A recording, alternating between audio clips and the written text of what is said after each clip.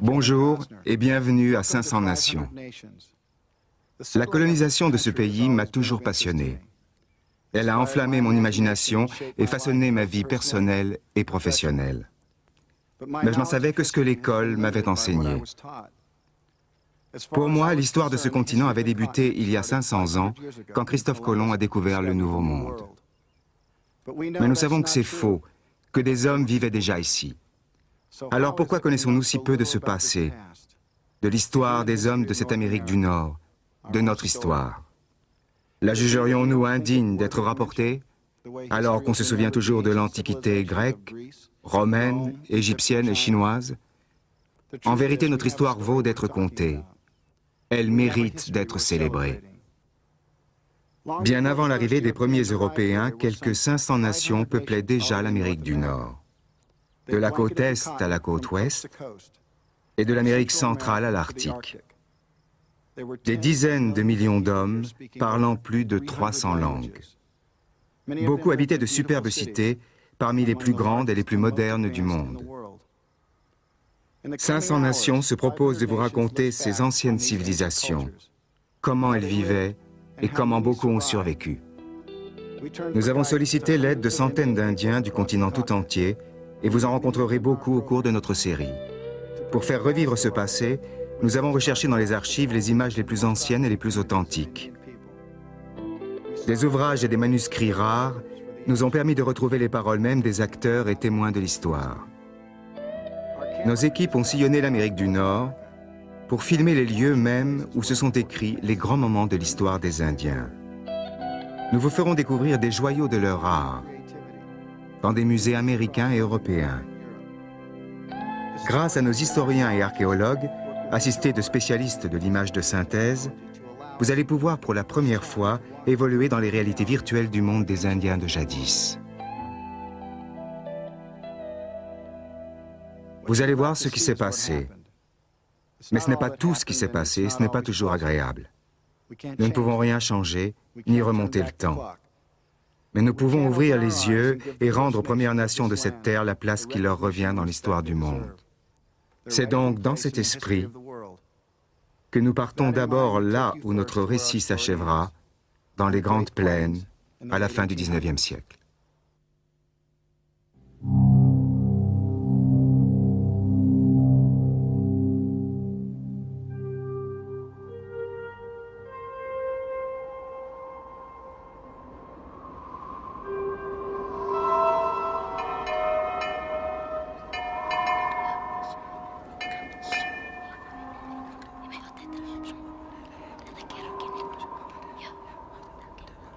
La rumeur s'empara de l'école. Les morts vont revenir. Les bisons vont revenir. Les Lakota vont retrouver leur mode de vie. Ce qui me plaisait surtout, c'était cette idée du retour des morts. Dire que j'allais revoir mes chères mères, grand-mères, frères et sœurs. Mais l'enfant que j'étais oublia bien vite. Jusqu'à cette nuit où, au dortoir, on m'a brutalement réveillé. Lève-toi, habille-toi et descends sans faire de bruit. On s'en va. M'a soufflé un garçon dans l'oreille. Et bientôt 50 d'entre nous, petits garçons de 8 à 10 ans, courions dans la nuit par monts et par vaux. Je sais aujourd'hui qu'on a couru près de 50 kilomètres. Et là, à Porcupine Creek, des milliers de Lakota avaient établi leur camp.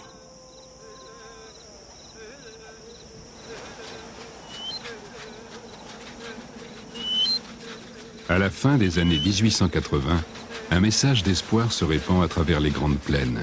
On l'appelle la danse des esprits, une danse qui fait revivre le passé, quand les nations indiennes étaient libres.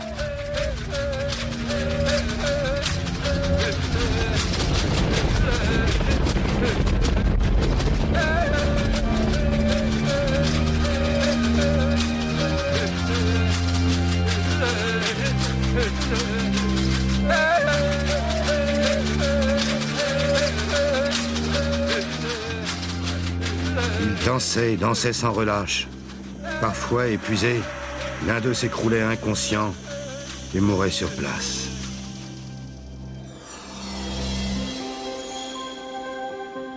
Les visions finissaient toujours de la même façon, par un gigantesque camp où tous les Lakota morts étaient réunis, où ne régnait plus que la joie et où résonnaient seulement des rires clairs. Personne ne pouvait plus s'arrêter. Les autorités ont dû les prendre pour des fous, mais ils ne l'étaient pas. Ils étaient seulement épouvantablement malheureux. Chassées de leurs terres, les nations indiennes sont parquées dans des réserves arides. Et leur approvisionnement dépend désormais du bon vouloir d'agents fédéraux corrompus. La faim poussait les gens au désespoir. On se sentait bafoué dans notre malheur. Nous sentions les petits corps de nos enfants mourants trembler quand leur âme les quittait. Et ils n'étaient plus qu'un poids inerte dans nos bras. Red Cloud, Oglala. La danse des esprits ne fait de mal à personne. Mais à mesure qu'elle se répand, les colons blancs sont pris de panique et le gouvernement américain décide de l'interdire. Les Blancs ont eu peur et ont fait appel à l'armée. Nous avions supplié pour notre vie et les Blancs ont cru qu'on en avait après la leur.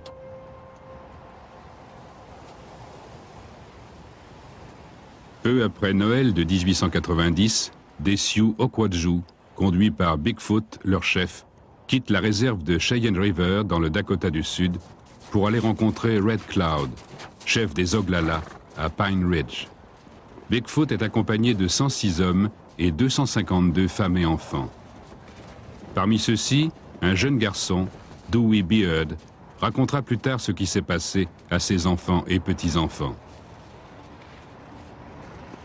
Comme grand-père, Dewey Beard était le dernier survivant, j'écoutais ce qu'il racontait. C'était triste et en même temps merveilleux, parce que ça faisait revivre l'histoire. Pour lui, si les soldats, si le gouvernement les avait laissés tranquilles, les Indiens auraient fini par regarder autour d'eux, auraient vu le monde changer, et le changement serait venu de l'intérieur des tribus. Bigfoot et les siens sont interceptés par le 7e de cavalerie. L'officier commandant trouve celui-ci emmitouflé dans des couvertures, se mourant de pneumonie au fond d'un chariot. On lui ordonne de camper au bord de Wounded Knee Creek. Le matin, ces hommes seront désarmés puis escortés jusqu'à Pine Ridge. Bigfoot les assure de ses intentions pacifiques et établit son campement. C'était un homme pacifique. Il disait toujours « Pensez aux anciens, aux enfants et aux femmes, et ne déclenchez pas les hostilités. » Au matin, après une longue nuit sans sommeil, il se retrouve cerné par les soldats. Les témoins Okwadju raconteront la suite. Bigfoot malade s'est avancé avec un drapeau de paix au bout d'un bâton. Dewey Beard. Alors que les soldats les mettent en joue, ils déposent toutes leurs armes au pied du drapeau blanc que Bigfoot a planté devant sa tente. Les soldats fouillent tentes et chariots à la recherche des armes, confisquant jusqu'au matériel de cuisine et de couture.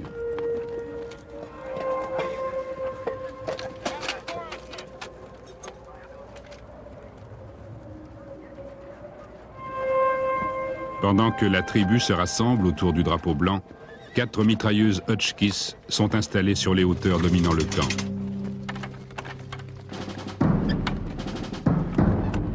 J'ai remarqué qu'ils amenaient des canons et une grande quantité de munitions.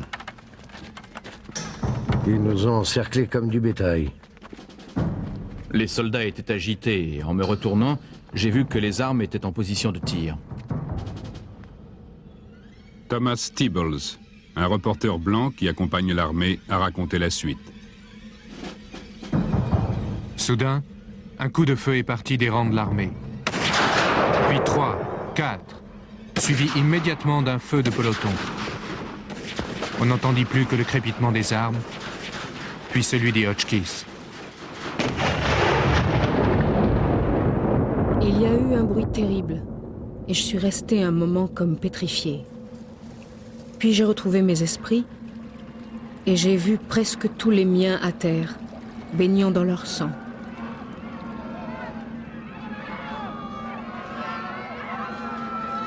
Mon père, ma mère, ma grand-mère, mon frère aîné et mon petit frère avaient tous été tués. Il a vu sa mère venir vers lui. Elle était blessée. Dewey, lui a-t-elle dit, ne t'arrête pas, continue. Moi, je vais mourir. Ce fut la dernière fois qu'il vit sa mère. Les femmes qui fuyaient avec leur bébé tombaient sous les balles, transpercées. Puis, lorsque la plupart furent tués, quelqu'un a crié aux rescapés et aux blessés de s'avancer, qu'il ne leur serait fait aucun mal. Les petits garçons sortirent de leur cachette et immédiatement, des soldats les entourèrent et les massacrèrent. American Horse, Oglala. Les tirs ont continué pendant 1 heure ou 2, jusqu'à ce qu'il n'y ait plus aucun signe de vie.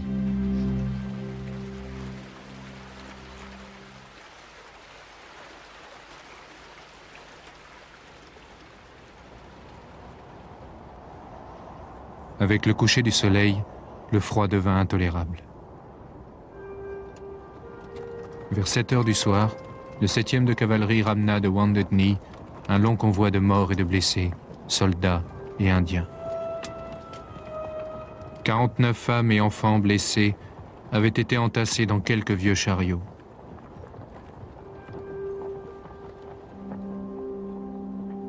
Les femmes et les enfants blessés sont transportés dans l'église de la réserve, où ils gisent, muets, à même le sol, tandis que sur la chaire, une bannière de Noël annonce « Paix sur la terre aux hommes de bonne volonté ».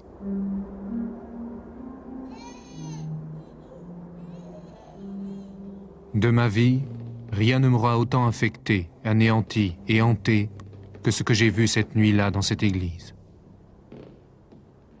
Une vieille femme, indemne, avait un bébé sur les genoux. Je lui ai tendu un gobelet d'eau et lui ai dit « Donnez-le au petit ». Elle l'a saisi avidement. Comme elle buvait, j'ai vu l'eau rejaillir sanguinolente par un trou dans son cou. Atterré, je suis allé chercher le chirurgien. Il est resté un moment près de la porte, à regarder ces femmes et ces enfants souffrants et agonisants. Leur silence total était oppressant. Et puis, à ma stupéfaction, j'ai vu ce chirurgien, dont je savais qu'il avait fait la guerre de sécession, devenir livide. Je n'avais jamais vu une telle boucherie de femmes et d'enfants, dit-il. C'est insupportable. Thomas Tibbles, reporter.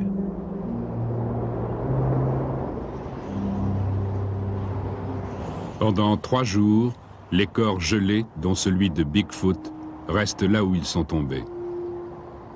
Finalement, les soldats creusent une énorme tranchée sur les lieux mêmes du massacre. Alors qu'ils ramassent les corps, ils voient une couverture bouger. Au-dessous, ils découvrent une petite fille, serrée contre le cadavre de sa mère.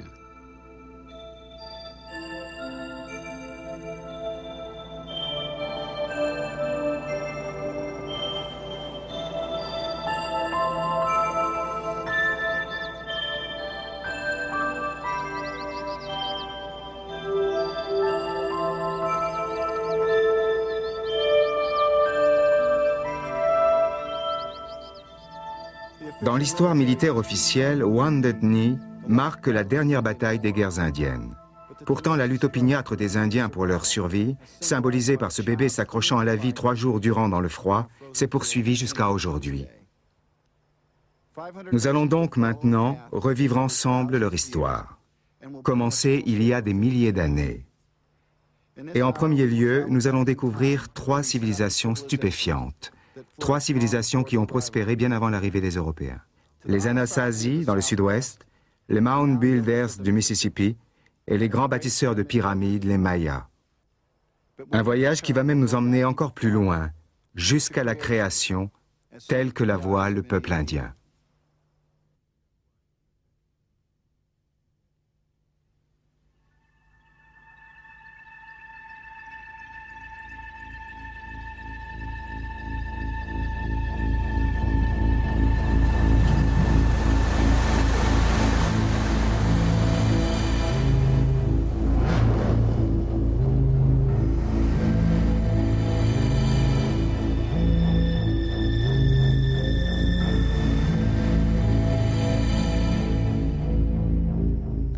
Quand la Terre était encore jeune et peuplée de géants, une terrible maladie s'abattit sur eux. Tous moururent, sauf un jeune garçon.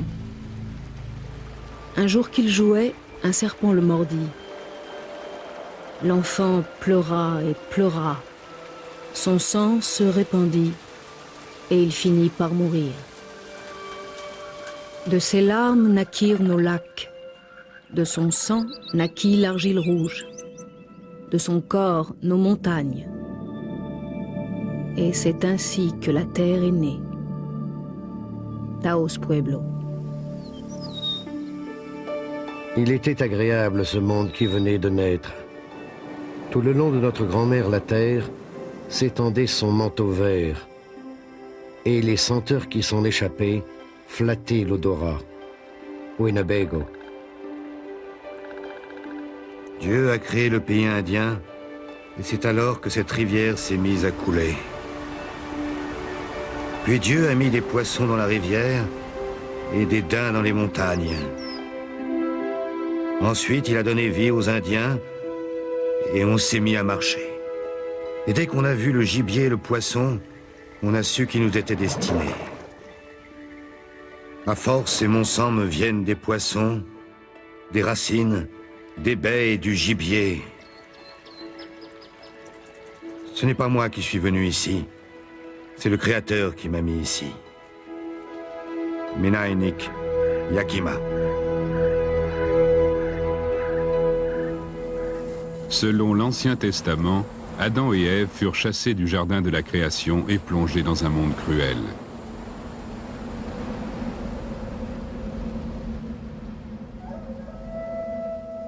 Pour la plupart des nations indiennes d'Amérique du Nord, la Genèse est tout autre. Ils sont restés dans le jardin où ils avaient été créés, l'endroit du monde le plus parfait pour eux.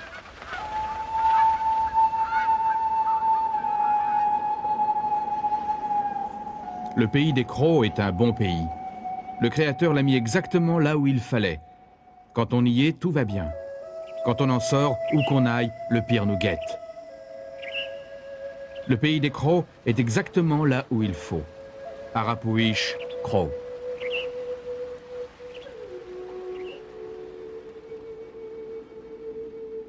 Et il y a une chanson en tout.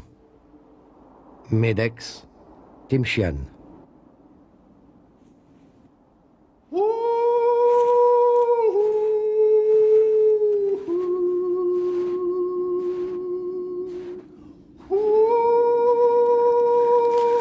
Puissent mes yeux voir toujours le flamboyant soleil couchant.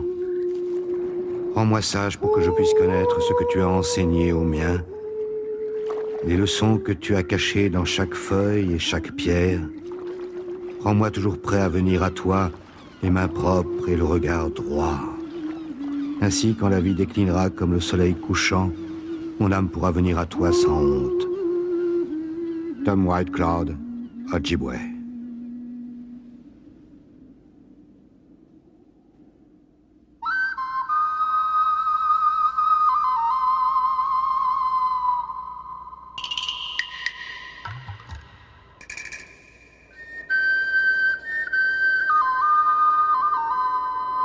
Pour un étranger, le désert du sud-ouest, brûlé par le soleil, est une terre dure et impitoyable, hostile à toute forme de vie.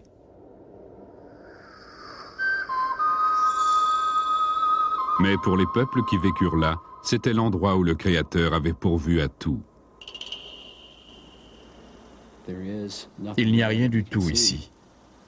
Très peu de végétation, seulement beaucoup de pierres et de sable.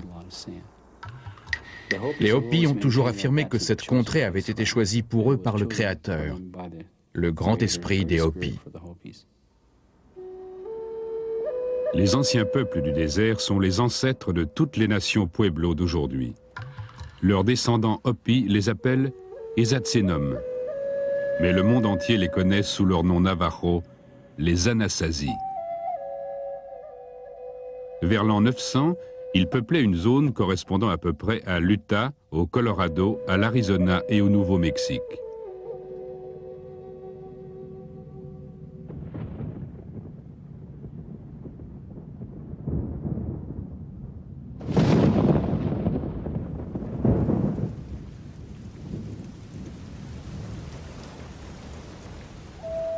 Les Anasazi vivaient en harmonie avec la nature.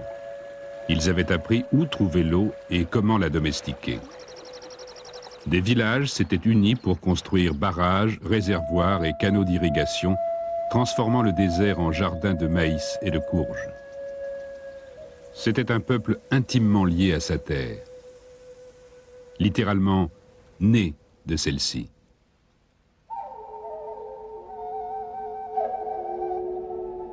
Bien avant la naissance du Christ, les Anasazi vivaient dans des maisons souterraines, en puits, avec des murs de pierre et des toits très épais, extraordinaire protection contre le soleil brûlant et le froid intense du désert.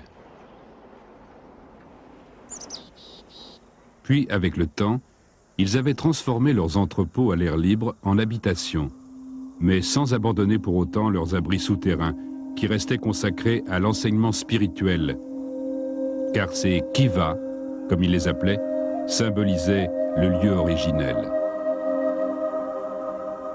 100 ans avant la construction des premières cathédrales gothiques, les architectes et les maçons Anasazi creusaient ainsi d'immenses kivas pouvant abriter 500 personnes.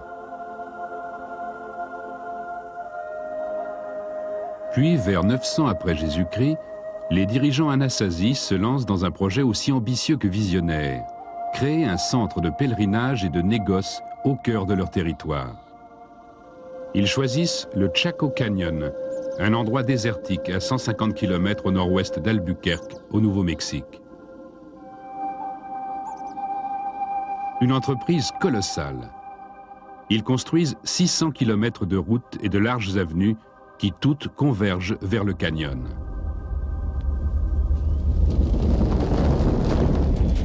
Ils mettent aussi en place un système de balisage, avec des feux pour communiquer par-delà l'immense désert et guider les voyageurs la nuit.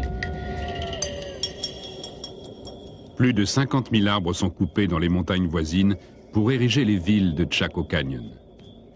Des routes permettent d'acheminer commerçants, pèlerins et marchandises vers toutes ces villes. Parmi elles, la plus grande jamais bâtie par les Anasazi.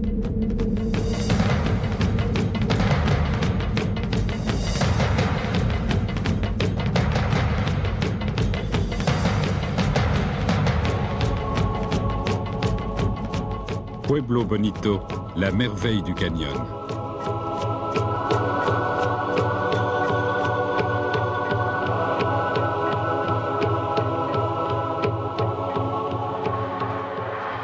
À son apogée, ces 800 pièces pouvaient accueillir plus de 1000 habitants.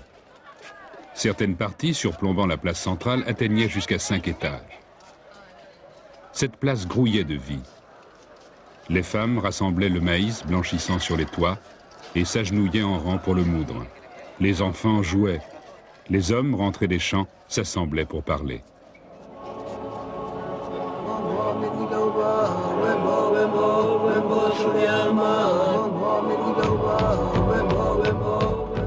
Les 37 kivas sacrés de Pueblo Bonito témoignent de la richesse de sa vie spirituelle. Lors des cérémonies, les pieds des danseurs résonnaient sur le sol, tandis que les spectateurs se pressaient contre les murs et sur les toits pour voir. Mais Chaco Canyon est plus qu'une mecque spirituelle. C'est aussi un important centre de négoce. En particulier d'une pierre, plus précieuse alors pour les partenaires commerciaux de Chaco que l'or ou le jade, et qui est le moteur de sa croissance économique. La turquoise. Elle arrive ici brute, et les artisans de Pueblo Bonito la taillent pour en faire de petites plaques et des perles, qui partent ensuite vers le sud jusqu'au cœur du Mexique, où elles sont transformées en fantastiques œuvres d'art.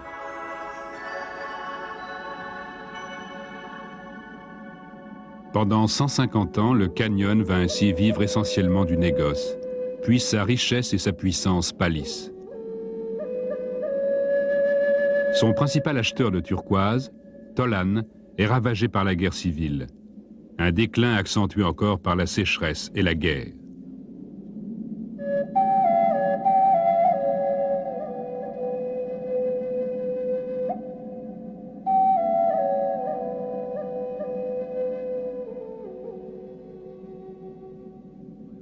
Vers 1150, la route de la turquoise qui traversait la Sierra mexicaine est abandonnée. Mais la culture anasazi continue de prospérer. Les habitants de Chaco Canyon partent simplement vivre ailleurs. Beaucoup vont au nord, à Mesa Verde, dont c'est alors l'apogée culturelle et architecturale. Là, à l'abri des mesas de pins du sud Colorado, les architectes du Chaco Canyon participent à la construction d'édifices parmi les plus stupéfiants de tous les temps.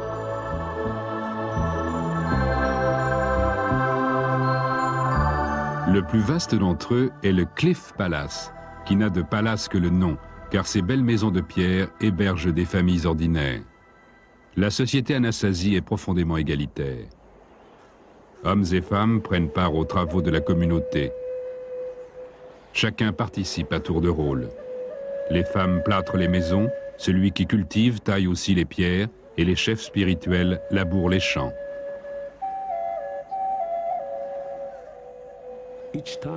Chaque fois que je visite ces maisons d'autrefois, je me sens chez moi. Elles sont mes ancêtres depuis des siècles. Là-bas, je médite en contemplant leur demeure, et pendant quelques minutes, je revis.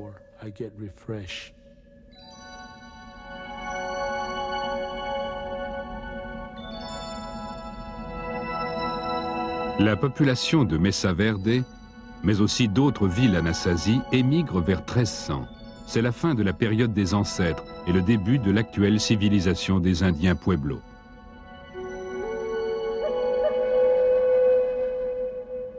Les traditions qui se perpétuent aujourd'hui dans le sud-ouest américain, les coutumes, l'architecture, la religion, sont le produit d'un héritage millénaire.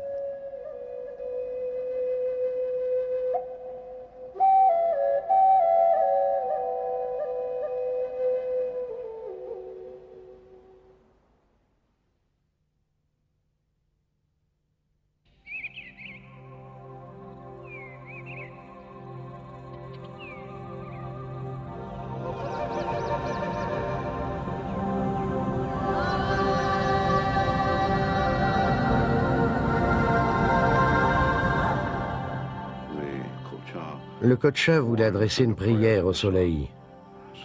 Il fit appel à son ami l'ours qui lui dit « Ta requête m'honore, mais je ne peux atteindre que le faîte de l'arbre le plus haut.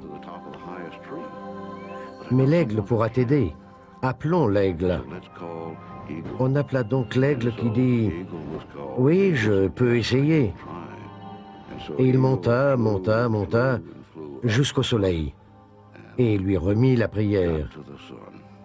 Le soleil en fut si heureux qu'il dit « Donne-moi une de tes plumes. » L'aigle arracha une plume de sa queue et la donna au soleil. Et le soleil donna un baiser à la plume. Et c'est pour cela que les plumes d'aigle sont noires à leur extrémité, à cause de la brûlure du soleil. « Ramène la plume, dit le soleil. Ce sera à tout jamais le signe de reconnaissance de mon peuple préféré. »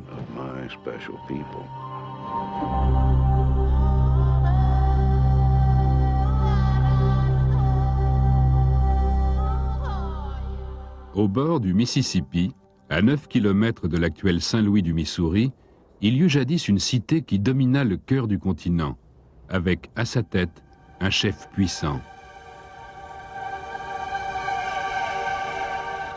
Il y a très longtemps, arriva parmi nous un homme qui venait du soleil.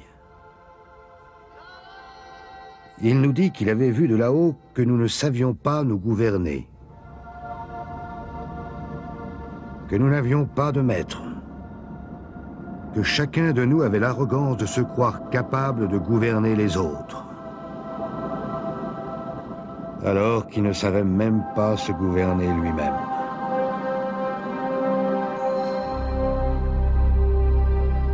Il y a 1000 ans, le grand soleil, à la fois roi et pape, vivait au sommet d'une montagne de 10 étages, bâtie par l'homme et dont la base de 64 000 mètres carrés dépassait celle de toutes les pyramides d'Égypte. Il nous dit que pour vivre en paix entre nous, nous devions respecter les règles suivantes. Nous ne devrons jamais tuer si ce n'est pour défendre notre vie. Nous ne devrons jamais connaître une autre femme que la nôtre. Nous ne devrons jamais prendre quelque chose qui appartienne à un autre. Nous ne devons jamais ni mentir, ni nous enivrer. Nous ne serons pas avares. Nous donnerons généreusement et avec joie et partagerons notre subsistance avec ceux qui en ont besoin.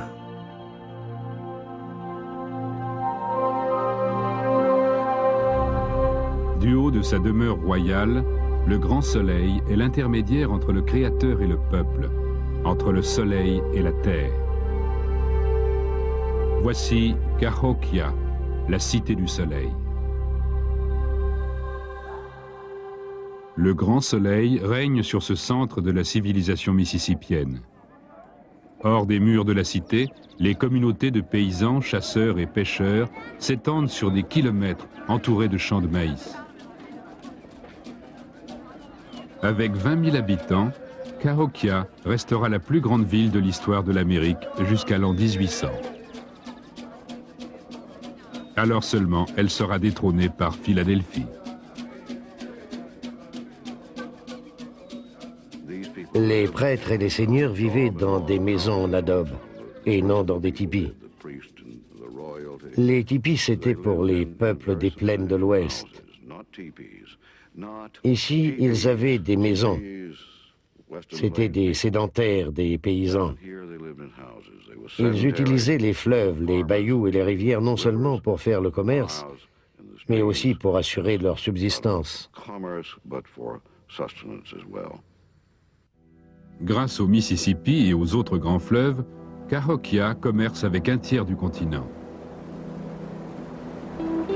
Le cuivre vient des Grands Lacs, l'obsidienne de Yellowstone, le mica et le cristal des Appalaches, l'or et l'argent du Canada, les coquilles du golfe du Mexique.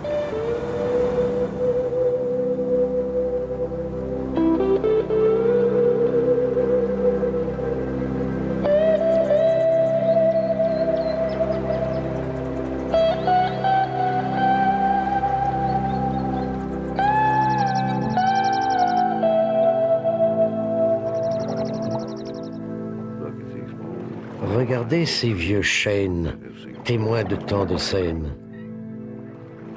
Des Indiens superbement vêtus descendaient le bayou en canoë et saluaient les gens qui se tenaient ici même et s'amusaient. Oui, ils s'amusaient. Les Indiens ont toujours su profiter de la vie. On préparait un festin, les femmes s'occupaient du maïs et faisaient rôtir un daim. Les gens apportaient des cadeaux. On ne vient jamais dans une maison indienne les mains vides. C'est une coutume aussi vieille que le soleil.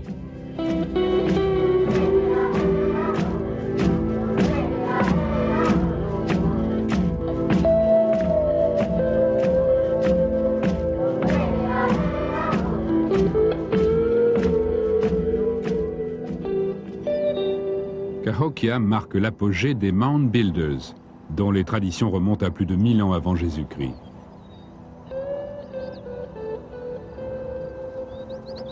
Il y a des milliers de tumulus, des grands lacs au golfe du Mexique. Un tumulus funéraire de la vallée de l'Ohio avait en moyenne 3 étages, ce qui représentait 200 000 heures de travail, soit 100 hommes charriant de la terre pendant 1 an. Mais aucun ne peut rivaliser avec celui qui se trouve à 75 km à l'est de Cincinnati, le tumulus du Grand Serpent. Un gigantesque serpent mesurant plus de 400 mètres de long. Ce sont là les traces les plus visibles des Mound Builders. Mais les plus belles sont leurs petits objets.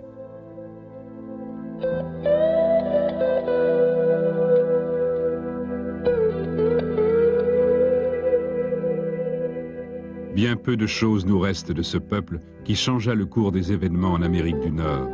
L'essentiel de leur monde matériel, édifices en bois, bateaux, paniers, tissus, chaussures, vêtements en cuir, est depuis longtemps retombé en poussière.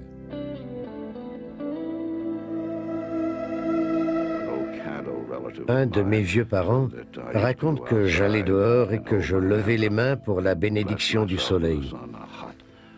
Maintenant, je ne le fais plus, car il nous traite d'adorateurs du soleil. Ce n'est pas le soleil que nous adorions, c'est la force au-delà, le pouvoir qui est derrière.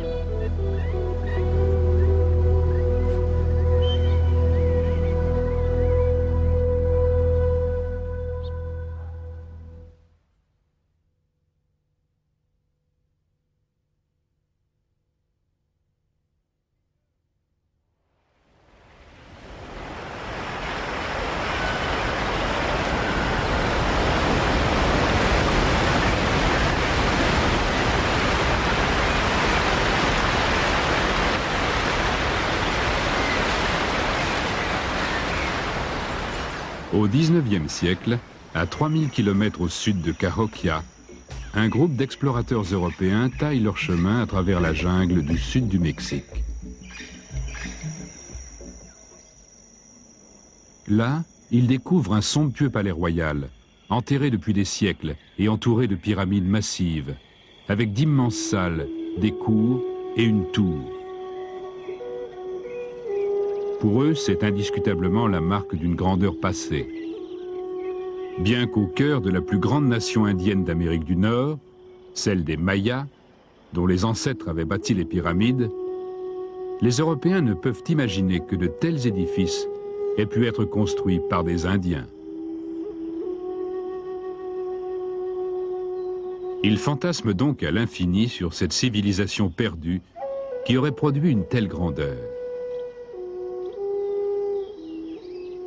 Des réfugiés du continent de l'Atlantide, une tribu perdue d'Israël, des voyageurs venus d'Orient, des extraterrestres même. Tout sauf le plus évident.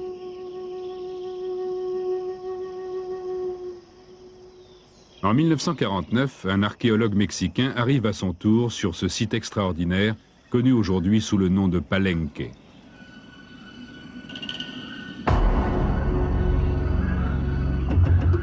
Il gravit l'escalier de la plus grande pyramide, le temple des inscriptions, jusqu'au sommet.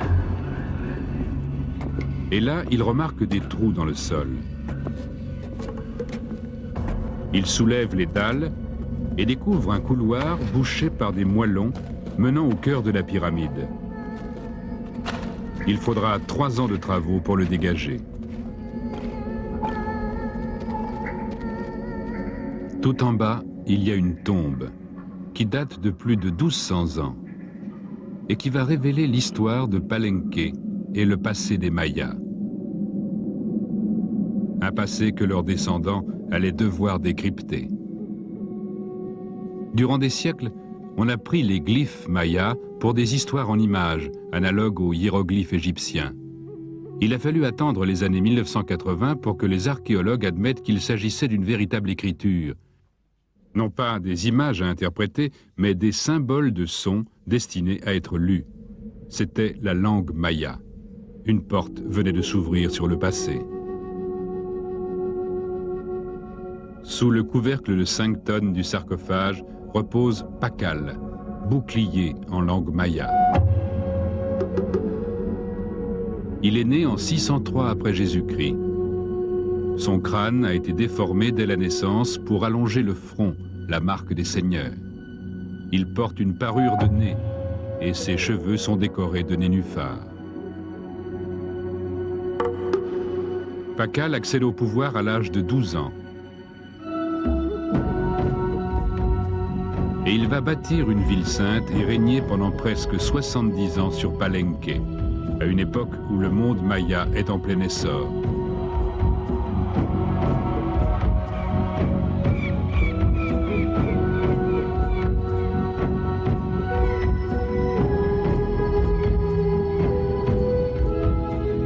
Avec l'expansion maya, plus de 60 cités-États voient le jour et prospèrent grâce à leur riche société agricole.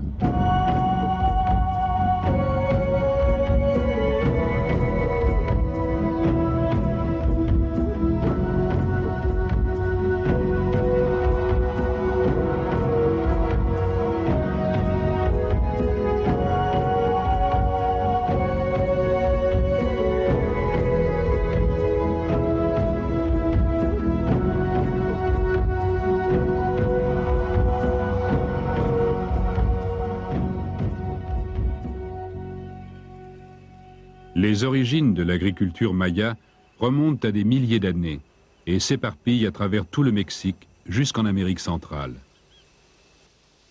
Et maintenant, amis et frères, écoutez ces mots qui font rêver. Les pluies de printemps nous donnent la vie et font naître le maïs doré.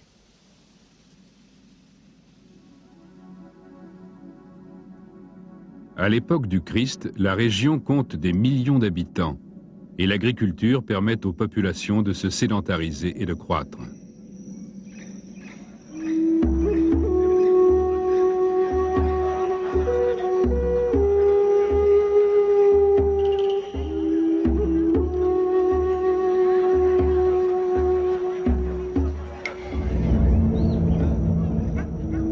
Les arts, les mathématiques, l'astronomie, l'architecture, la religion et la royauté prospèrent.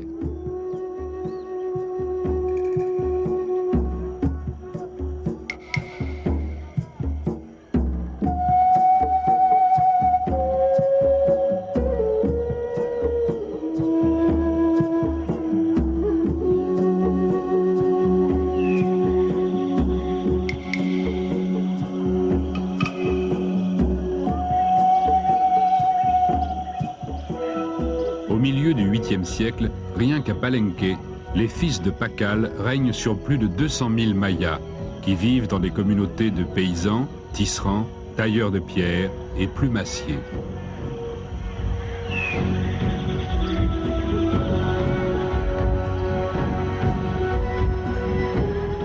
Mais cet âge d'or de construction et de prospérité va bientôt s'effacer devant la guerre et la destruction. Pour des raisons encore inconnues, le monde maya se déchire. Les agriculteurs se font soldats.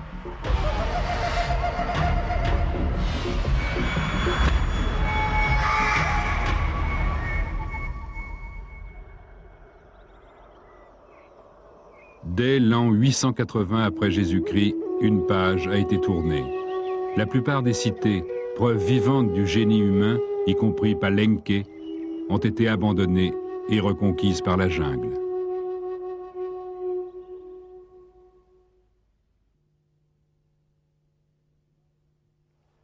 Le prochain épisode de 500 Nations vous réamènera au Mexique, où vous revivrez la montée du plus puissant empire militaire de l'histoire de l'Amérique du Nord, celui des Aztèques.